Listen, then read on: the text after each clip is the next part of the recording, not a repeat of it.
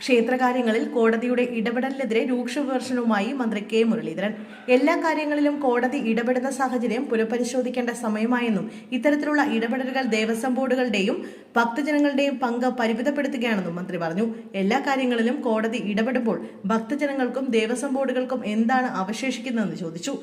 ക്ഷേത്രങ്ങളുടെ ദൈനംദിന കാര്യങ്ങളിലും ആചാരപരമായ വിഷയങ്ങളിലും അമിത ഇടപെടൽ ഉണ്ടാകുന്നുവെന്നായിരുന്നു അദ്ദേഹത്തിന്റെ വിമർശനം.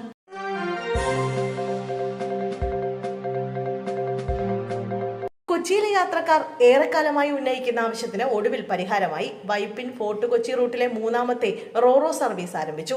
പുതിയ റോറോ സർവീസിന്റെ ഫ്ളാഗ് ഓഫ് മുഖ്യമന്ത്രി വി.ഡി. സതീശൻ നിർവഹിച്ചു.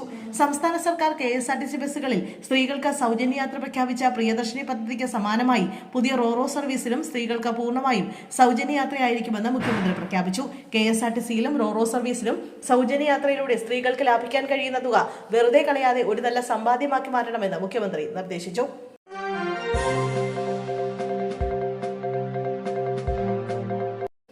മൂന്നംഗ കുടുംബത്തെ കാണാനില്ലെന്ന പരാതി. പാലക്കാട് വാണിയംകുളം സ്വദേശികളായ മൂന്നംഗ കുടുംബത്തെ 4 ദിവസമായി കാണാനില്ലെന്ന പരാതിയുമായി ബന്ധുക്കൾ.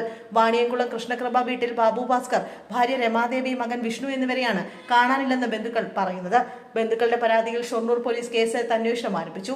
ഇവരുടെ വാണിയംകുളത്തുള്ള വീട് കഴിഞ്ഞ 4 ദിവസമായി പൂട്ടിയിട്ട നിലയിലാണ്.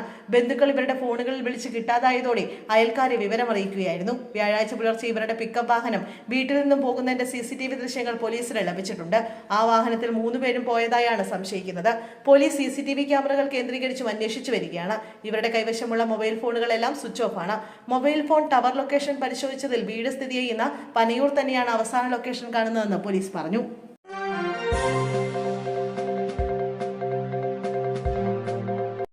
വിദ്യാർത്ഥിയുടെ കൈ അടിച്ചുപൊട്ടിച്ച അധ്യാപകന് സസ്പെൻഷൻ. അധ്യാപകന്റെ അടിയേറ്റ വിദ്യാർത്ഥിയുടെ കൈപൊട്ടിയ സംഭവത്തിൽ അധ്യാപകനെ സസ്പെൻഡ് ചെയ്തു. കുട്ടിയുടെ രക്ഷിതാക്കൾ നൽകിയ പരാതിയുടെ അടിസ്ഥാനത്തിലാണ് സ്കൂളിന്റെ നടപടി.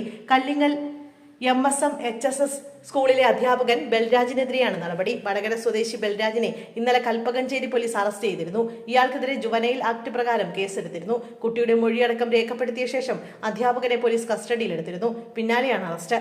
വെള്ളിയാഴ്ച ക്ലാസ്സിലെ ബെഞ്ചിലിരുന്ന് നോട്ട്ബുക്കിൽ എഴുതുമ്പോഴാണ് പിന്നിലൂടെ അധ്യാപകൻ കുട്ടിയെ ചൂരലുകൊണ്ട് അടിച്ചത്. തുടർന്ന് അടിയേറ്റ കൈകൊണ്ട് തന്നെ കുട്ടിയെ ബോർഡിൽ എഴുതിപ്പിച്ചു. കൈക്ക് വേദനയുണ്ടെന്ന് കുട്ടി പറഞ്ഞെങ്കിലും ആശുപത്രിയിൽ കൊണ്ടുപോകാൻ അധ്യാപകൻ തയ്യാറായില്ല.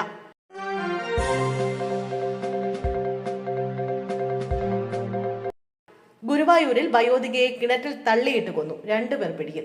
ഗുരുവായൂരിൽ 65-കാരിയെ കിണറ്റിൽ തള്ളിയിട്ട് കൊന്നു. സംഭവത്തിൽ 2 പേർ പിടിയിലായി.